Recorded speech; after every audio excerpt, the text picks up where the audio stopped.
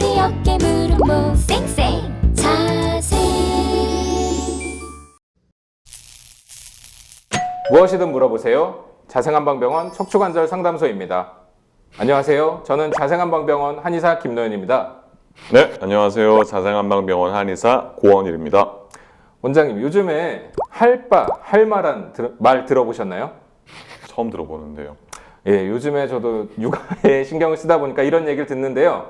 할바는 할아버지와 아빠를 합성한 말이고요. 할마는 할머니와 엄마를 합성한 말이라고 하는데요. 아무래도 황혼 육아가 늘어나면서 이런 신조어들이 생기지 않았나 싶은데요. 저도 참 죄송스러운 게 저희가 이제 아기를 막 낳아가지고 저희 어머니와 뭐 장모님께서 이제 아기를 열심히 돌봐주고 계신데 저희가 맞벌이 부부가 늘면서 부모님께 아이를 맡기는 가정이 굉장히 늘어나고 있고요. 이 국내 통계에 의하면 이 황혼 육아 이 70%가 0에서 3세 영유아를 대상으로 하고 주당 평균 42시간을 양육하는 걸로 조사가 됐다고 합니다. 저희가 주당 평균 42시간이면 거의 뭐 직장인의 근로 수준과 맞먹는 시간인데요. 그래서 손주 봐주기 시작하면 금방 늙는다는 얘기도 있죠. 그렇죠. 아무래도 힘드시다 보니까 그럴 수 있는데요. 아무래도 손주가 이뻐서 이런 황혼 육아에 진입하시는 분들이 많은데 아무래도 이 척추와 관절 건강에는 좀 치명적일 수 있습니다. 오늘 준비한 사연, 이 황혼 육아 관련돼서 한번 좀 사연 소개해 주시죠. 네, 안녕하세요. 저는 서울에 사는 60대 할머니입니다. 요즘 첫째 딸의 아이, 이 2살 배기 손녀를 봐주느라 정신이 없는 하루를 보내고 있습니다. 그런데 최근 들어서 몸이 여기저기 안 아픈 데가 없고 심지어 허리도 제대로 펴지를 못하겠더라고요. 지금까지 나이에 비해서는 척추나 관절에 특별한 이상은 없었는데 갑자기 걱정이 되네요.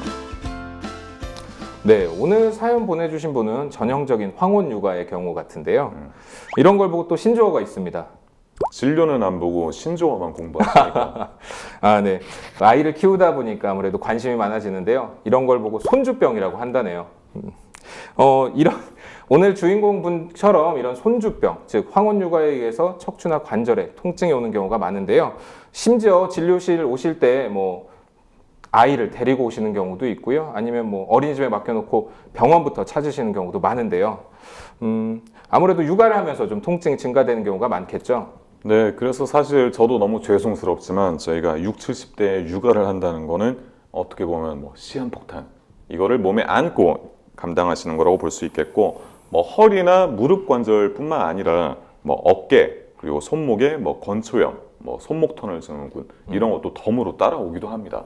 저희가 다뤘던 관절, 척추 질환들을 다 얘기해 주신 것 같은데요. 건초염은 조금 생소할 수도 있을 것 같은데요. 네, 저희가 건이라고 하는 조직은 근육을 뼈에 붙이는 조직을 건이라고 하고요. 이 힘줄이 원활하게 움직이기 위해서는 건에 건초가 쌓여 있습니다. 그럼 이 건초가 반복된 움직임이나 어떤 한 자세의 오래된 유지로 염증이 생기는 것을 저희가 건초염이라고 부르고요. 이때 손목이나 발목의 움직임이 원활하지 않고 통증이 느껴지면서 뻑뻑하다, 이런 식의 증상을 표현하시기도 합니다. 네, 맞습니다. 건초염은 건초가 있는 부위에 염증이 생기는 건데 손목뿐만이 아니라 다른 부위에서도 다 나타날 수 있습니다. 특히 이제 아기를 안을 때 앞쪽에서 들어 올릴 때 겨드랑이를 껴서 손으로 들어 올리잖아요. 네, 그래서 이렇게 어깨 사이로 손을 끼워서 놓기도 하고, 저도 지금 아기를 볼 때 목을 손으로 받치면서 손목에 긴장이 심해지기도 하고요. 아무래도 손으로만 들다 보면은 이 손목에 걸리는 부하가 크면서 손목 쪽에 건초염이 올 가능성이 높아지게 되겠죠. 네, 손가락의 근육과 힘줄, 저희가 손목 쪽을 지나가는 이쪽이 반복적인 충격과 과다한 사용으로 염증이 오기 쉽게 됩니다. 일반적으로 그런 손목 통증이 왔을 때 파스로만 덕지덕지 붙여놓고 그렇게 지내시는 분들이 많은데요. 그게 이제 장기화가 된다면 나중에는 주먹을 쥐거나 걸레를 짜는 동작에서도 찌릿찌릿한 통증이 계속 오게 되고요.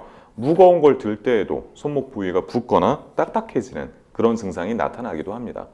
네, 그리고 또 한 가지 어떤 척추 관절에 무리가 가는 동작이 있는데요. 바로 아이 목욕시키기입니다.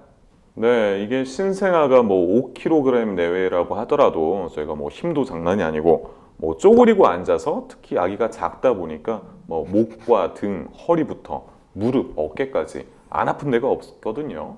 네, 사실 쪼그려 앉게 될 때는 우리 평소 체중의 7배 이상의 부하가 걸린다고 하는데요.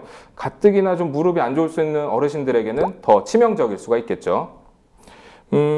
그래서 좀 팁을 하나 드리겠습니다. 아이를 씻길 때 쪼그려 앉는 대신에 작은 의자를 받쳐서 무릎의 부하를 좀 줄여주시는 게 좋고요. 요즘에는 뭐 그런 보조용품들이 많기 때문에 꼭 활용해 주시길 바랍니다. 원장님도 준비하셨습니까?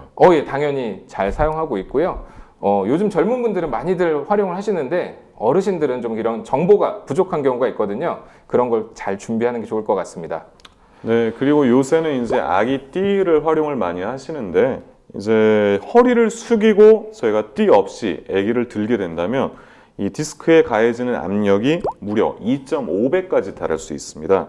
이런 경우에는 저희가 뭐 아기 띠라던가 아니면 포대기 이런 보조용품을 적극적으로 활용을 하시는 게 좋겠다는 말씀 드립니다.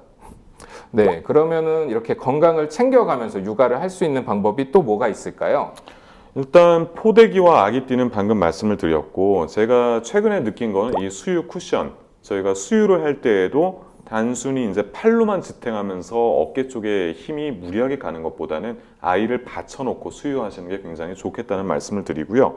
또 아이를 안으거나 뭐 재우려고 눕힐 때 방 바닥보다는 약간 높이 올라온 아기 침대를 활용해서 엄마와 아빠의 허리 그리고 할머니 할아버지의 허리를 보호할 수 있는 게 좋겠고 특히나 손목 부위의 통증이 좀 심해지고 뭐 불안하다 느낄 때에는 손목 보호대를 적극적으로 착용을 해주시는 게 좋겠습니다. 네, 이런 보조 기구들을 활용하셔가지고 건강한 육아를 하셨으면 좋겠고요. 틈틈이 스트레칭을 해주시는 것도 좀 좋을 것 같습니다. 오늘 손목 스트레칭을 같이 해볼 건데요. 팔을 앞으로 쭉 뻗은 상태에서 손바닥이 앞이 보이도록 손을 내려주십니다. 이 상태에서 반대 손으로 손가락을 잡고 당겨주시면 되는데요. 약간 뻐근하다는 통증이 느껴질 정도로 쭉 당겨주시면서 20초 정도 유지해주고 2, 3회 정도 동작을 반복해주시면 됩니다. 네, 마무리로 드리고 싶은 말씀은 이제 손주, 손녀를 보시면서 본인이 힘들 때는 꼭 아프다 얘기를 해주시는 게 좋겠고 자식 걱정할까봐 얘기를 잘 안 하시기도 하는데 이럴 때 문제가 두고두고 쌓이면 증상이 장기화될 수 있기 때문에 꼭 병원에 내원하셔서 적절한 처치를 받으시기를 권유드리고 싶습니다. 네, 맞습니다. 육아도 중요하지만 가족들이 바라는 것 모두 온 가족이 건강을 챙기는 것인데요. 오늘 정보가 유익했다면 지금 화면에 보이는 하트를 꾹 눌러주시고요. 궁금하신 점이 남으면 바로 댓글로 달아주세요. 저희는 다음 이 시간에 찾아뵙도록 하겠습니다. 감사합니다.